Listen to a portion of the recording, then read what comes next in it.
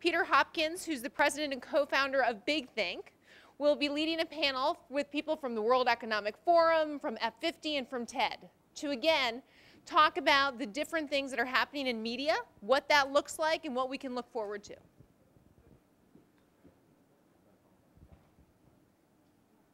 Thank you very much. Would you like to have this, or do you use the? I'll use it. Okay, great.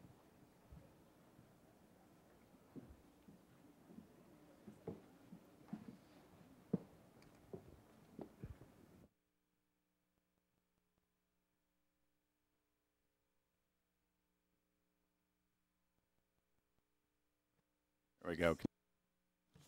Excellent, great. Well, appreciate that introduction. I'm Peter Hopkins. I am president and co-founder of a website called Big Think. For those of you who do not know it, we are a multimedia forum online, and our focus are the ideas and the thinkers that are changing our world. And today it is a great pleasure for me to host a conversation about conversation. It's called All Talk and No Action: Conferences and Conversation in Social Innovation. And a friend of mine, as I was telling them I was going to host this panel, said to me a couple days ago, "Oh, Peter, have you not gotten just a little bit too meta this time? You're going to a conference to talk about conferences." But I actually think it's really quite important. As Tom just mentioned, really social innovation is about the sharing and exchange of ideas, how they form, how they mutate, how quickly they spread. And I think we've seen in the last several years the rise of a certain institution, the idea-driven multi-stakeholder conference, of which this very event is a sterling example, as becoming the really primary hub for that exchange. And so I thought it appropriate to gather three people who are leaders in this space and have spent time of varying lengths innovating and developing it to talk about why we are here and how do we measure what is going on here? How do we think about it? How do we judge it? And how might we make it better? Indeed, that's, I think, what brought everyone here today. So it is my great pleasure to welcome my three panelists. June Cohen, who is executive producer of TED. And as I said to her before, she is the mother of the TED Talk, responsible for putting these online and making them the global phenomenon that they are. To her left, we have Jean-Pierre Rosso, who is the chairman of the World Economic Forum USA. And to his left, Bruce Gibney, who is perhaps better known as co-founder of Founders Fund, one of the world's leading venture capital funds, but more recently, and perhaps his future distinction will lie as founder of F50, which is the Founders 50. It is a new conference that just took place a few weeks ago. Some of you may have heard of it. It was a somewhat secretive affair where 50 of the world's future innovators, or greatest innovators, who have yet to sort of achieve their great innovation but are poised to, were gathered together by the Founders Fund partners to discuss and to commingle in a location in the Pacific. And so we'll talk to him about what that was all about and try to compare the different approaches, different ideas that these distinguished individuals represent.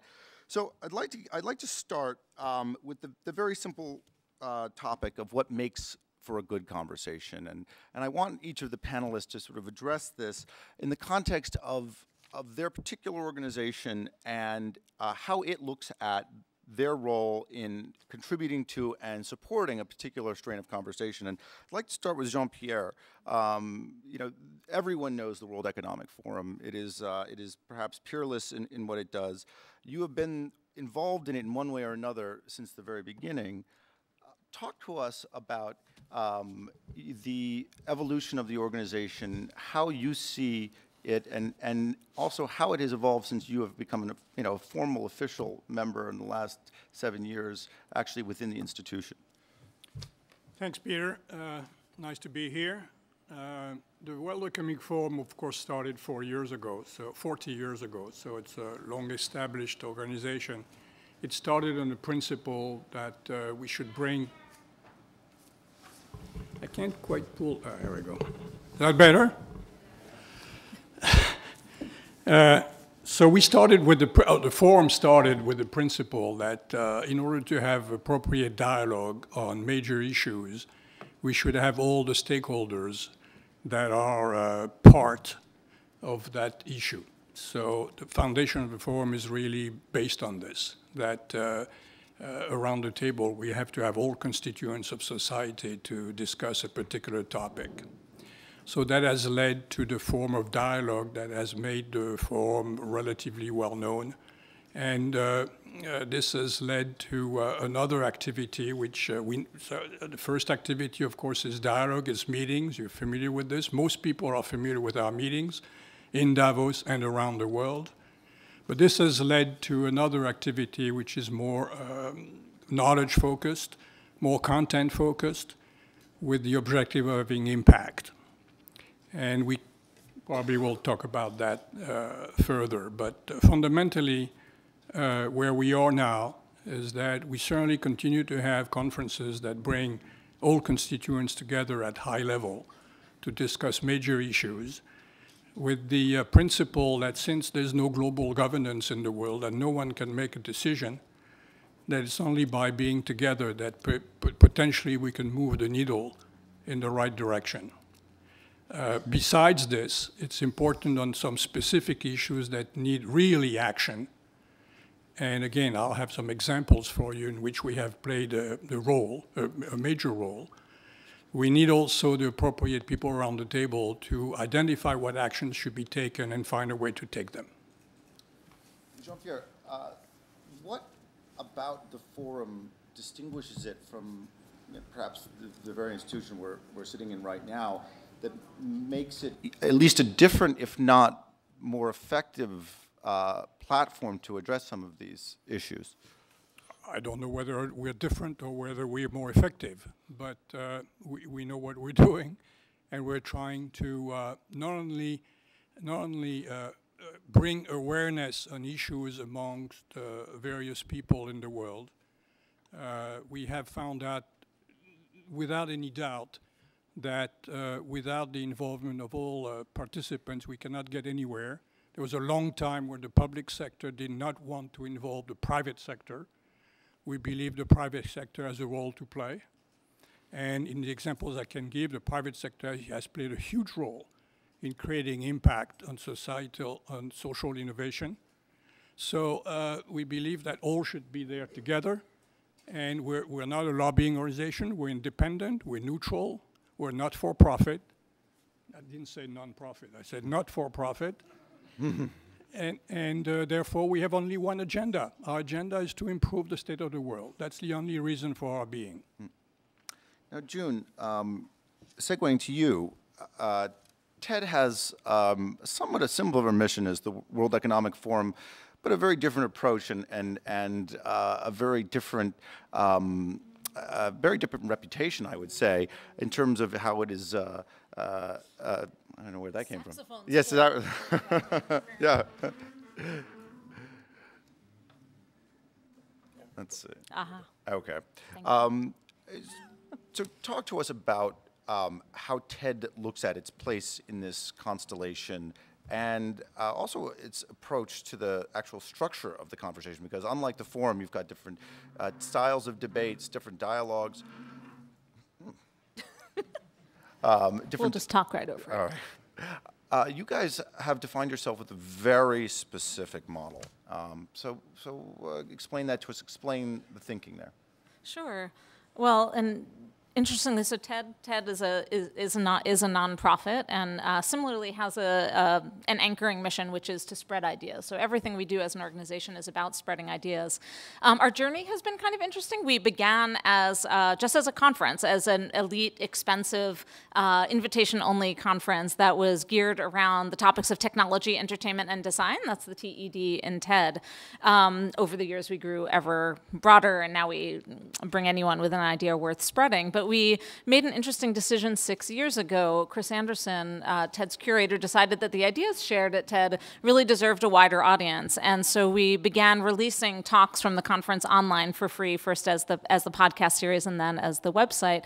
And that's really turned the mission of our organization inside out. We went from being closed and expensive to sort of, as an organization, to open and free. So everything that, when we think about the conversation, we definitely think about how do you craft a conversation among the people in the room. There still is a TED conference that's at the center of what we do, but we focus much more organizationally on how do you spark a conversation globally. And we come at that from a standpoint of openness. We have a philosophy of radical openness in our organization, and that began by putting the talks online for free. A few years ago, we launched a volunteer translation project where we now have 9,000 volunteer translators around the world who've translated our talks. There are 28,000 translations into 90 different languages, so that the talks that happen at TED are now distributed online and translated into 90 different languages, so that the conversation that can happen among people in a room is now distributed and can happen all over the world, both in rooms and in different online communities. So we take this very distributed approach to the conversation.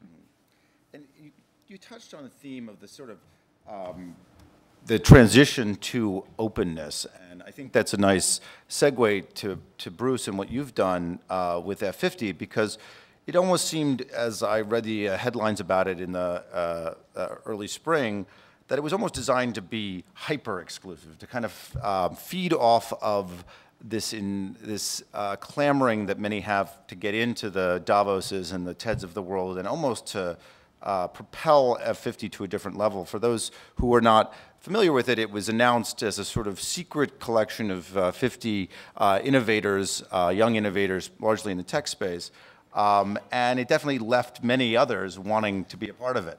But very little else was said about it. And I'm curious, how was it designed, and was it with an intention to feed off some vitality from exclusivity, and how did you look at perhaps the models of your two colleagues here in designing it? Well, yeah, I realize it's sort of now like the technology Bilderberg or something weird like that, but our original conception was this.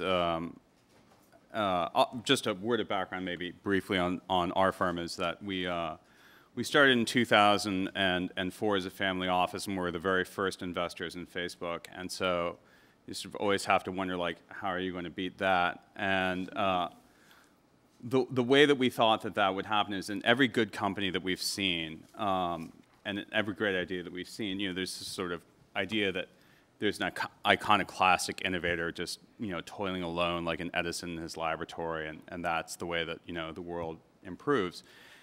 And in fact, actually, what we've discovered is it's actually teams of people. And so what we wanted to do is to bring together potential teams of people. And the reason why we've kept it closed, first of all, these guys have mastered the open stuff, and so I couldn't even dream of competing. But the reason why we kept it closed is because the world is a bad place. It needs a lot of improvement, and we just heard 30 excellent minutes on that proposition. But sometimes the most radical innovations require privacy to discuss, and so that's fundamentally so. We wanted people to propose radical ideas to change the world, but that's very difficult to do sometimes in the open glare of sort of a larger conference, and that was the fundamental intuition. Can you speak to how you guys look at the distinction between what can be achieved at an event like this one and versus an F50? What are the benefits and the detractors of either approach? Yeah, so the benefits of a sort of a one-to-many event, so sort of like, or a few-to-many event in this particular instance, is that data can be transmitted efficiently from one person to a large group of people. The benefit of a few-to-few event or one-to-one event is that actual work can get done by those people. Once the ideas from a few to many conference have taken place, then action actually needs to be taken. And that really happens best, in at least in my view, which we'll find out in 20 years if it's right or wrong, in a much smaller setting. Now, on the topic of how do we bridge dialogue and action, and make sure that there's something that comes of talk, I'm interested in how each of you and each of your organizations look at that relationship. How the events themselves can translate. June, I think TED has done some very interesting work in this space. It has a range of new initiatives. Can you speak to some of those and speak to us about what the thinking was about how you can turn this, multi-day event, particularly the main TED, and make it actually a catalyst for a lot of other action? Sure. Well, a couple of things along those lines, and I'm glad you used the word catalyst. We do at TED think of ourselves primarily as a catalyst and as curators. We try to bring people with extraordinary ideas on stage and give them their 18 minutes to persuade the crowd, to persuade and inspire and move. And so much of what we do relies on that essential interaction that happens between a persuasive speaker and an audience, and that belief that incredible things can happen when one speaker inspires one person. And so much of what we've done as an organization is to try to figure out how to amplify that one essential interaction, to take that one person speaking on stage to an audience of 1,000 and then give them an audience of millions in many different languages. So that's at the core of what we do, but we've tried to work in several other ways around that. One is which we launched around 5 or 6 years ago, actually it was around 7 years ago, the TED Prize. And the notion of the TED Prize is that would be our one area where we decided to truly amplify one speaker's ideas. The TED Prize is given each year to one person with usually to one person with the talent to change the world. They're given $100,000 and a wish. And when they give their talk to the TED audience, and I say that broadly, both the audience in the room and online, they express their wish, and then basically we rely on a lot of people step forward to participate and to bring that idea to fruition. And what we're trying to do with that, and which we see happening around the world, is to capitalize on that one moment of inspiration that an audience has. You get very inspired when you hear a great speaker, and it kind of trickles off each minute after you've seen their talk. And so we try to capture them at that very moment. And just one other thing to add to that, I think one of the ways that we've really tried to bring this notion of action out into the world is in empowering a number of people around the world to hold TED-like events of their own. So over the years, we got so many requests to do TEDs around the world in Amsterdam or Beirut or in Chile, and we couldn't do them all ourselves. And what we ended up deciding was, well, we can't hold all these events, but why can't they? Instead of squelching their passion for TED, why don't we feed it? And we set up our program called TEDx, which allows these local events to happen around the world. There's a TEDx Sao Paulo, a TEDx Kibera, a TEDx Seoul. And this allows local organizers to bring together communities ranging from small groups to much larger groups and put speakers who are locally relevant to them on stage. And what we're finding around the world is that these events are great catalysts on a local level, that something magical happens when you just get an interesting group of people in the same room together and watch what goes from there. So even though we're working on a different scale, that intimate interaction that happens in a small event is still at the core of what we do.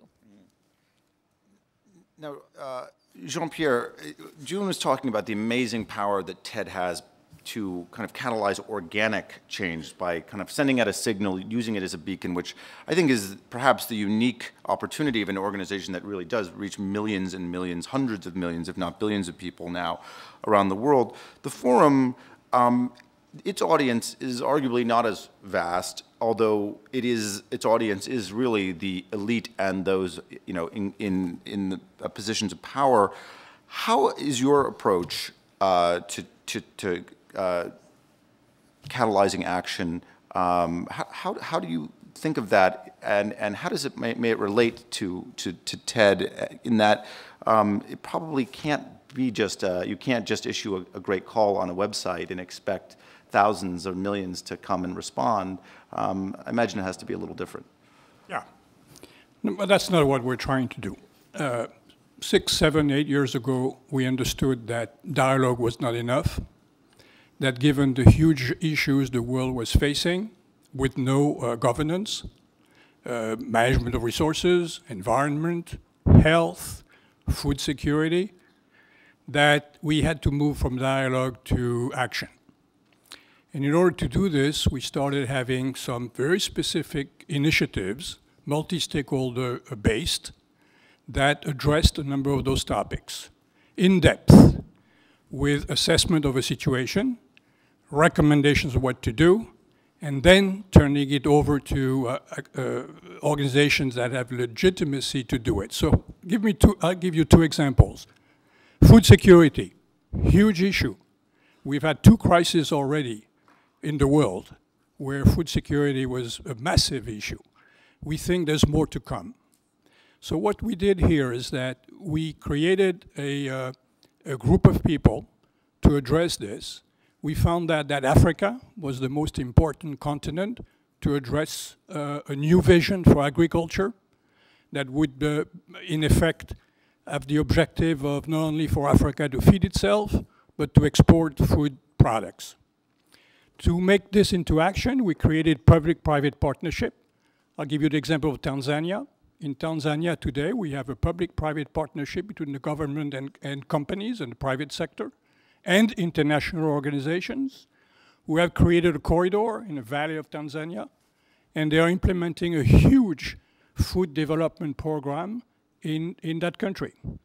We're going to scale that up in other countries as well. Second example, in the case of health access to affordable quality health in the world is a real issue, particularly in emerging markets, and particularly in remote areas of emerging markets. We decided to look at this, created again a team of experts around this. We assessed what's being done, and we found out, to our surprise, that there's a lot of very innovative ways to deliver healthcare in a very affordable way, of high quality, and where people have access. So we consolidated this. We decided that this was worth looking into more specifically, so we created a public-private partnership, which we now have spun off, by the way, which is made of a number of organizations, private sector and others, which will identify all those innovative ways to deliver healthcare in the world, assess them, make sure they are quality, and then scale them up and put them into action. And we can do eye surgery for $55 in any of those countries. That's only one example.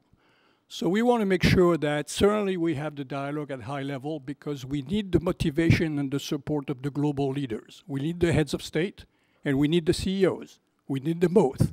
We need the heads of international organizations, which is why we have Davos. In Davos, we create the agenda, and then we go to work on those issues in which we think we can have impact. And this just started. I just gave you 2 examples. But there's more to come, because we don't want to stop at dialogue. Dialogue is very important. It's very important that we all talk to each other and understand what the issues are. But we have to go beyond this. There are too many issues in the world. Now, Bruce, hearing what June and Jean-Pierre have said, I'm curious how you and the Founders Fund are looking at the metrics of how the dialogue you have fostered may ultimately turn into action, particularly given you guys are the only sort of non at the table. You are actually a for-profit entity.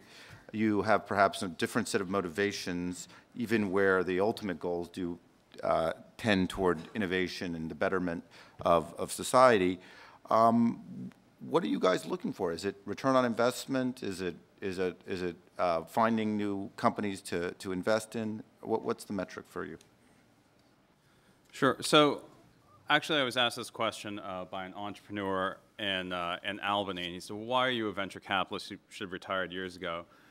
And I said, it's because I was basically dissatisfied with the state of the world. Now, I agree with both June and Jean-Pierre. Things are not nearly as good as they should be. With respect to your particular question about the for-profit angle, I mean, we are venture capitalists. The capitalist part sort of gives it away as to what we're doing. But in our view, actually, if you look at the most successful companies in the technology space, those companies aren't purely financially motivated. They're also motivated by a desire to somehow change the world for the better. These 2 things happen to be coincident in the best companies. And so that's fundamentally what we're seeking to achieve. The thing I think that we all 3 of us share in common is that we do believe that we can do interesting things as a species. So for example, actually, it should sort of go without saying that, like this should be the default assumption, but, I went to law school, which I'm very ashamed of.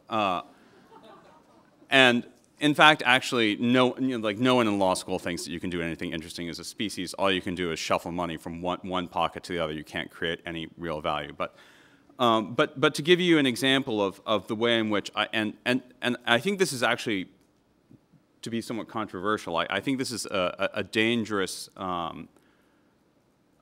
hypothesis that's been advanced, is that there's an antagonism between capitalism, innovation, and social betterment, and I don't think that there is. So on our end, we look for the commingling of the three, and the most radical example. Yeah, and yes, listen, do I invest in some consumer internet sites that don't really advance humanity's agenda? I do. Okay, that's fine. I'll admit to that.